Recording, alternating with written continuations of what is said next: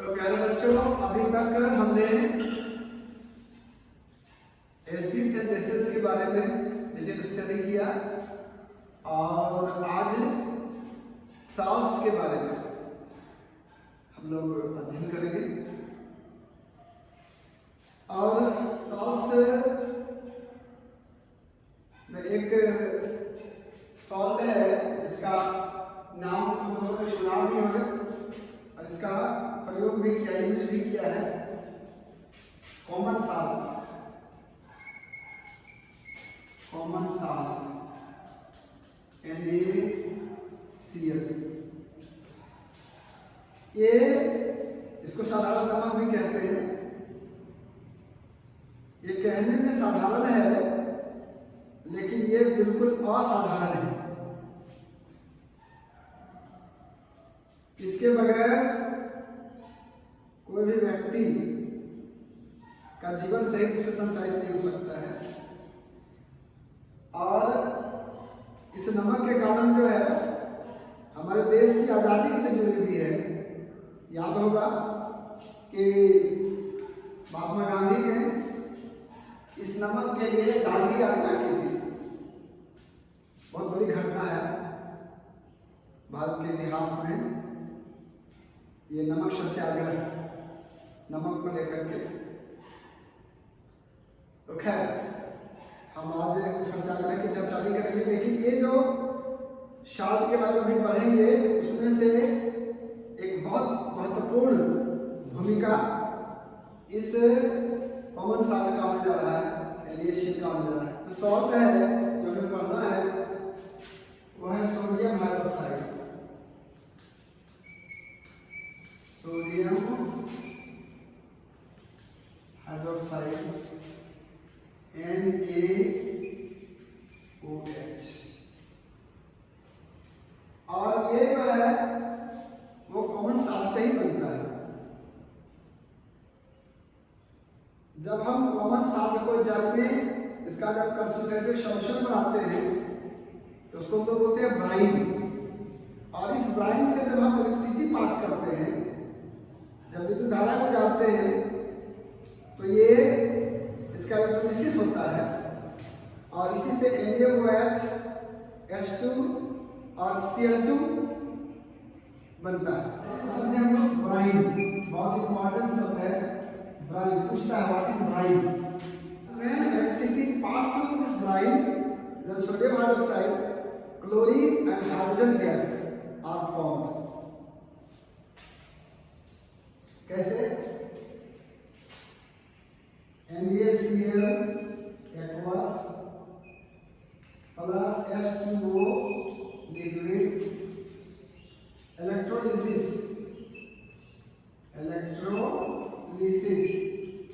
that means electricity passed through brine.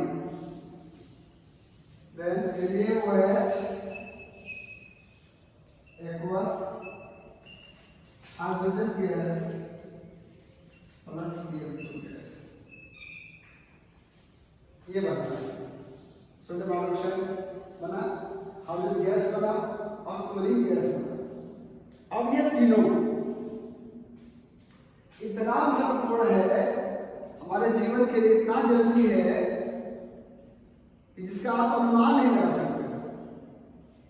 Sodium hydroxide, hydrogen और chlorine हम देख रहे थे कि जब ब्राइन का इलेक्ट्रोलिसिस किया जाता है, मतलब जब when electricity is passed through brine, then sodium hydroxide, hydrogen gas and chlorine gas are formed, and all three products are so important. तीनों प्रोडक्ट इतना महत्वपूर्ण है कि इसे इसकी उपयोगिता अनंत है, बहुत अधिक है। तो अभी हम देखेंगे कि ब्राइन हो गया aqueous solution of NaCl, aqueous solution of NaCl और कंसंट्रेटेड सॉल्यूशन ऑफ NaCl को ब्राइन बोलते हैं। इसका जब इलेक्ट्रोलिसिस करते हैं तो हमें कैथोड पर मिलता है हाइड्रोजन, एनोड पर मिलता है क्लोरीन और फिर हमें मिलता है NaOH। और इस सोडियम हाइड्रोक्साइड को हम कॉस्टिक सोडा को कहते हैं। क्या बोलते हैं? Caustic soda. कॉस्टिक सोडा, ये सोडियम हाइड्रोक्साइड को हम कॉस्टिक सोडा कहते हैं। अब ये तीनों जो यहाँ पर प्रोडक्ट बना, तीनों जो कंपोनेंट बने, उसका भी अलग अलग यूज देखेंगे और फिर इनके साथ में जब यूज देखेंगे तब हमें पता चलेगा ये सारे प्रोडक्ट हमें कॉमन सोर्स से मिल रहे हैं, NaCl से मिल रहे हैं। और NaCl जो है वो हमारे दैनिक जीवन में भी उपयोगी है और बहुत सारे जो साल्ट्स हैं उसके निर्माण में ये काम में आता है। जैसा कि हम देखते हैं हाइड्रोजन जो हमें मिला, तो हाइड्रोजन का जो है वो आप ईंधन के रूप में इस्तेमाल कर सकते हैं, फ्यूल के रूप में। हाइड्रोजन जो है एक बहुत ही अच्छा ईंधन है जिसका इस्तेमाल रॉकेट में होता है और वो स्मोकलेस होता है, पॉल्यूशन लेस होता है, इसमें कोई पॉल्यूशन नहीं होता, हाई कैलोरीफिक वैल्यू होता है, बहुत अधिक मात्रा में ऊर्जा हमें प्राप्त होती है। ये बहुत अच्छा ईंधन है। ये अलग बात है कि इसका हम लोग इस ईंधन का उपयोग हम लोग कॉमन यूज में नहीं कर पा रहे हैं, लेकिन एक दिन ऐसा आएगा कि जब इस हाइड्रोजन का उपयोग हम दैनिक जीवन में करने लगेंगे तो ये हमारे लिए बहुत ही लाभदायक होगा। और दूसरा है मार्जरीन। हाइड्रोजन का उपयोग मार्जरीन में होता है, मतलब कृत्रिम मक्खन बनाने में। नकली मक्खन जो होता है, कृत्रिम मक्खन, बटर, उसमें से इसका इस्तेमाल होता है। फिर है अमोनिया बनाने में हाइड्रोजन का इस्तेमाल होता है और इस अमोनिया से ही जितने भी तरह के फर्टिलाइजर्स बनते हैं, ये फॉस्फेट से लेकर के जितने भी तरह के होते हैं फर्टिलाइजर्स जिसका इस्तेमाल हम लोग खेतों में करते हैं फसल के लिए, वो अमोनिया से बनता है और अमोनिया हाइड्रोजन से बनता है। अब दूसरा क्लोरीन, तो क्लोरीन जो है उसका इस्तेमाल वाटर ट्रीटमेंट में होता है, मतलब जहाँ पर भी घरेलू सप्लाई होता है तो उस पानी को ट्रीटमेंट करने के लिए, मतलब पीने लायक पानी के लिए क्लोरीन का इसका इस्तेमाल होता है। स्विमिंग पूल में इसका इस्तेमाल होता है जर्मिसाइड्स के रूप में, मतलब जो जर्म्स होते हैं वो समाप्त हो जाए इसके लिए। उसके बाद में PVC, पॉली विनाइल क्लोराइड बनता है PVC, उसमें क्लोरीन का उपयोग होता है। डिसइंफेक्टेंट के रूप में, कीटाणुनाशक के रूप में इसका इस्तेमाल होता है। फिर CFC, क्लोरोफ्लोरोकार्बन जो बनते हैं उसमें इसका इस्तेमाल होता है। और फिर पेस्टिसाइड्स जो कीटाणुनाशक होते हैं जो हम फसल में छिड़कते हैं कीटाणुओं को मारने के लिए, तो उसमें पेस्टिसाइड्स के रूप में जो है वो इसका इस्तेमाल होता है। कीट पक्षी के रूप में, कीटनाशक के रूप में, कीटनाशक के रूप में, पेस्टिसाइड्स के रूप में क्लोरीन का इस्तेमाल होता है। और थर्ड प्रोडक्ट जिसको वो बना रहे थे वो NaOH है, इसको कॉस्टिक सोडा भी बोलते हैं। उसका इस्तेमाल सोप्स और डिटर्जेंट्स में, साबुन में होता है, डिटर्जेंट में होता है, पेपर मेकिंग में होता है, आर्टिफिशियल फाइबर्स में होता है। कृत्रिम रेशा भी बनता है। एक रेशा होता है जो हम कॉटन से, कपास से हम प्राप्त करते हैं, वो प्राकृतिक रेशा है। और दूसरा जो होता है नायलॉन होता है, और भी तरह के बहुत सारे रेशे होते हैं जिसको हम बोलते हैं आर्टिफिशियल फाइबर्स, तो उसका भी निर्माण सोडियम हाइड्रोक्साइड से होता है। और ये सारे जिसका उपयोग हमने देखा वो बनता किससे है? सोडियम क्लोराइड से, कॉमन सॉल्ट से, साधारण नमक से। कैसे बनता है? ब्राइन। ब्राइन क्या होता है? Aqua solution of sodium chloride, मतलब नमक को पानी में घोल देने से जब वो कंसंट्रेटेड हो जाता है इसी को ब्राइन बोलते हैं। और उस ब्राइन में हम जब करंट पास करते हैं तो ये टूटता है, हाइड्रोजन बनता है, क्लोरीन बनता है, सोडियम हाइड्रोक्साइड प्राप्त होता है, यानी कॉस्टिक सोडा प्राप्त होता है। अब हाइड्रोजन क्लोरीन के मिलने से HCl बनता है, हाइड्रोक्लोरिक एसिड बनता है। अब ये हाइड्रोक्लोरिक एसिड क्या होता है? यहाँ पर फॉर क्लीनिंग स्टील को साफ करने में इसका इस्तेमाल होता है, और अमोनियम क्लोराइड बनाने में इसका इस्तेमाल होता है, और मेडिसिन और कॉस्मेटिक्स बनाने में इसका इस्तेमाल होता है। दवा बनाने में, कॉस्मेटिक्स बनाने में, श्रृंगार के प्रसाधन बनाने में, तो मेडिसिन और कॉस्मेटिक्स में इसका इस्तेमाल होता है हाइड्रोक्लोरिक एसिड का। किसका? हाइड्रोक्लोरिक एसिड का। ये बनता कैसे है? हाइड्रोजन और क्लोरीन के मिलने से। अब क्लोरीन और सोडियम हाइड्रोक्साइड के मिलने से ब्लीच बनता है। ब्लीच मतलब जो दाग धब्बे होते हैं उसको हटाने के लिए, उस गंदगी को दूर करने के लिए ब्लीच का इस्तेमाल होता है। तो यहाँ पे हाउस होल्ड ब्लीच है एंड ब्लीचिंग फैब्रिक में और हाउस होल्ड ब्लीचेज में इसका इस्तेमाल होता है। इतना महत्वपूर्ण, इतना इम्पोर्टेंट है कि हमारा कॉमन साल्ट जिससे हमें प्राप्त होता है सोडियम हाइड्रोक्साइड। तो एक साल के बाद हमने भी पढ़ा सोडियम हाइड्रोक्साइड के बारे में, जिसको कॉस्टिक सोडा कहते हैं। इसका सोडियम हाइड्रोक्साइड का आपने देखा कि यूज कहाँ कहाँ पे होता है, वो हमने देख लिया। फिर सोडियम हाइड्रोक्साइड को कौन के साथ मिलता है, तो ब्लीच के रूप में इसका इस्तेमाल होता है। तो ये था सोडियम हाइड्रोक्साइड के बारे में। इसके अलावे अब हमें और भी तरह के जो सॉल्ट्स हैं उसके बारे में भी अध्ययन करना है। अब पहला सॉल्ट हमने देखा सोडियम हाइड्रोक्साइड, जिसको कॉस्टिक सोडा बोलते हैं। इसके अलावे हमारे जो पढ़ना है अन्य सॉल्ट जो बहुत इंपॉर्टेंट है एग्जाम्पल पॉइंट ऑफ व्यू से, जिसकी जानकारी हमें चाहिए, वो है हमारा washing soda. Washing soda Na2CO3 10H2O। दूसरा है बेकिंग सोडा, खाने वाला सोडा। एक धोने वाला सोडा, एक खाने वाला सोडा, एक caustic soda. Baking soda NaHCO3। तीसरा सॉल्ट जो हमें पढ़ना है वो है ब्लीचिंग पाउडर। इसका इस्तेमाल हम कुआं में पानी डालने में करते हैं और भी कीटनाशक के रूप में होता है ब्लीचिंग पाउडर। CaOCl या इसी को और इसी को हम लिख सकते हैं CaOCl2। CaOCl को जोड़ के कह सकते हैं CaOCl2। ये है सोडियम कार्बोनेट डेकाहाइड्रेट। इसका नाम लिख सकते हैं sodium carbonate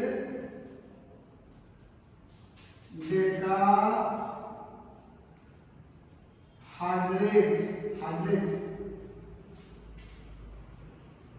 sodium hydrocarbonate, sodium hydrogen carbonate, और इसको बोलते हैं कैल्शियम ऑक्सी क्लोराइड। और इसके अलावा एक है plaster of Paris. Plaster of Paris जिसका शुरू होता है CaSO4 ½ H2O। CaSO4 ½ H2O, इसको बोलते हैं calcium sulphate. Calcium sulphate hemihydrate. Hemi माने आधा, हेमी हाइड्रेट। तो ये सोडियम हाइड्रोक्साइड के अलावे ये चार और अन्य सॉल्ट हैं जिसके बारे में आपको पढ़ना है चैप्टर 2 में एसिड सॉल्ट्स में। और एग्जाम्पल पॉइंट ऑफ व्यू से बहुत इंपॉर्टेंट है washing soda, baking soda, bleaching powder, plaster of Paris. अब इन चारों के बारे में सोडियम हाइड्रोक्साइड के बारे में पढ़ा कैसे बना, क्या स्वरूप मिलता है। अब हम इसके बारे में पढ़ेंगे कि इसका निर्माण कैसे होता है, और निर्माण होने के साथ साथ इसको बना कैसे सकते हैं और इसका इस्तेमाल कहाँ कर सकते हैं। दो ही चीज़ है, कैसे बनता है और कहाँ इसका उपयोग होता है, इसके बारे में हम जानते हैं लेकर करके बारी बारी से। तो यहाँ पे भी जो बेसिक मटेरियल होगा वो कॉमन साल्ट ही होगा। हम देखेंगे NaCl होगा, H2O होगा, CO2 होगा, Na3 होगा, ये सब आपस में मिलेंगे और मिलने के बाद में जो है वो सोडियम हाइड्रोकार्बोनेट और अमोनियम क्लोराइड बनाएंगे। उसके बाद में सोडियम हाइड्रोकार्बोनेट को जब गर्म करते हैं तो सोडियम कार्बोनेट बनता है, और फिर उसको जल के साथ उसका रिएक्शन कराते हैं तो सोडियम कार्बोनेट डेकाहाइड्रेट बनता है, जिसको हम वाशिंग सोडा कहते हैं। तो इसके बारे में हम देखेंगे। तो सबसे पहला हमें जो देखना है यहाँ पे वो है वाशिंग सोडा। इसको क्या कहते हैं, सोडियम कार्बोनेट डेकाहाइड्रेट। क्यों? क्योंकि 10 मॉलिक्यूल ऑफ वाटर क्रिस्टलाइजेशन है, इसलिए इसको बोलते हैं decahydrate. Decahydrate means water crystallization. अब इसका जो है बनाने के 3 स्टेप होते हैं। सबसे पहले ये जो सोडियम क्लोराइड है, वाटर है, ब्राइन जो हो गया, इसमें हम अमोनिया गैस पास करते हैं, कार्बन डाइऑक्साइड गैस पास करते हैं, और ये आपस में रिएक्शन करके सोडियम हाइड्रोजन कार्बोनेट और अमोनियम क्लोराइड का निर्माण करता है। और सोडियम हाइड्रोजन कार्बोनेट को जब हम गर्म करते हैं, हीट करते हैं, तो सोडियम कार्बोनेट H2O और CO2 बनता है। अब थर्ड स्टेप में सोडियम कार्बोनेट को जब हम वाटर के साथ क्रिस्टलाइज करते हैं तो H2CO3 NH2O बनता है, और यही है हमारा washing soda, sodium carbonate decahydrate. ये कैसे बना और इसका यूज कहाँ पे होता है? इसका यूज है glass soap and paper industry में। ये जो कांच का उद्योग होता है, साबुन बनाने का जो फैक्ट्री होता है, और पेपर जहाँ पे बनता है कागज, उसमें जो है हम इसका इस्तेमाल करते हैं। दूसरा है manufacturing the sodium compounds such as borax. Borax एक सोडियम का O7 होता है, बोरेक्स जिसको सुहागा बोलते हैं, उसका निर्माण जो है वो वाशिंग सोडा के द्वारा होता है। थर्ड है क्लीनिंग एजेंट, नाम ही इसका वाशिंग सोडा है, मतलब ये धोने का काम करता होगा। तो घरों में जो हम कपड़ों की सफाई करते हैं सोडा से, तो इसलिए क्लीनिंग एजेंट के रूप में काम करता है। और फोर्थ है removing permanent hardness of hard water. जो कठोर जल होता है उसके हार्डनेस को दूर करने के लिए, परमानेंट उसकी कठोरता को दूर करने के लिए, उसके हार्डनेस को दूर करने के लिए, रिमूव करने के लिए हम लोग जो है वो वाशिंग सोडा का इस्तेमाल करते हैं। तो this is about washing soda. And second is your baking soda. हम देखेंगे बेकिंग सोडा के बारे में। तो सेकंड और यू मे से थर्ड साथ ही जो baking soda NaSO3 sodium hydrogen, chemical name is sodium hydrogen carbonate. Process same जैसे वाशिंग सोडा में बनाया था, ब्राइन किया, अमोनिया और CO2 को पास किया, NaCO3 बना, यही सोडियम हाइड्रोजन कार्बोनेट है, यही बेकिंग सोडा है। बेकिंग सोडा बन गया। अब इसका इस्तेमाल हम करते हैं as baking powder. Baking soda और बेकिंग पाउडर में क्या फर्क है?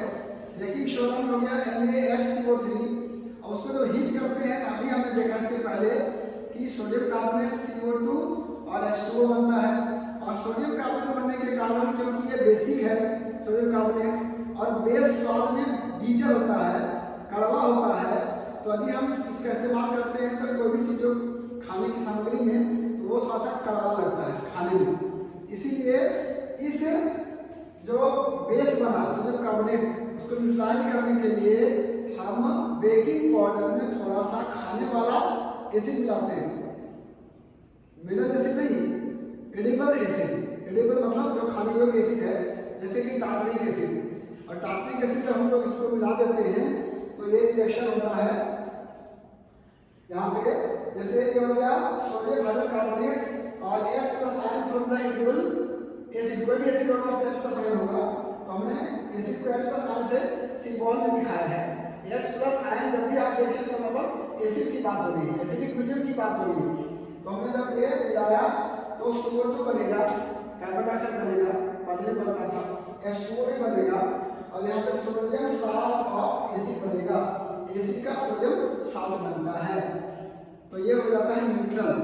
अब ये कार्बन डाइऑक्साइड बनने के कारण क्या होता है, ये जो केक है या ब्रेड है वो कार्बन डाइऑक्साइड गैस निकलना चाहता है, इसके कारण वो क्या होता है, खुल जाता है, वो राइज करता है, और जो ब्रेड है या जो ब्रेड खाते हैं हम लोग, वो क्या हो जाता है, सॉफ्ट मुलायम हो जाता है और स्पॉन्जी हो जाता है, वो दबने लगता है।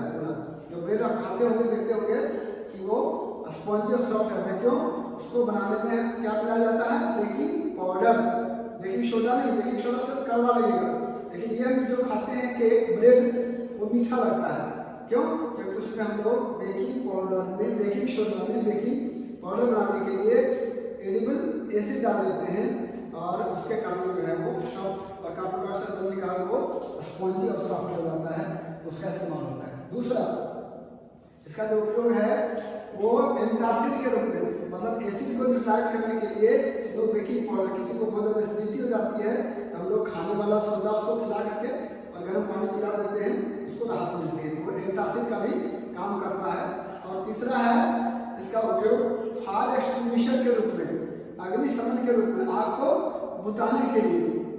क्योंकि हम देखते हैं इसको जब हम गर्म करते हैं तो कार्बन डाइऑक्साइड होता है और ये कार्बन डाइऑक्साइड जो होता है वो आग को बुझाने का काम करता है, इसीलिए इसका इस्तेमाल फायर एक्सटिंग्विशर के रूप में भी किया जा सकता है।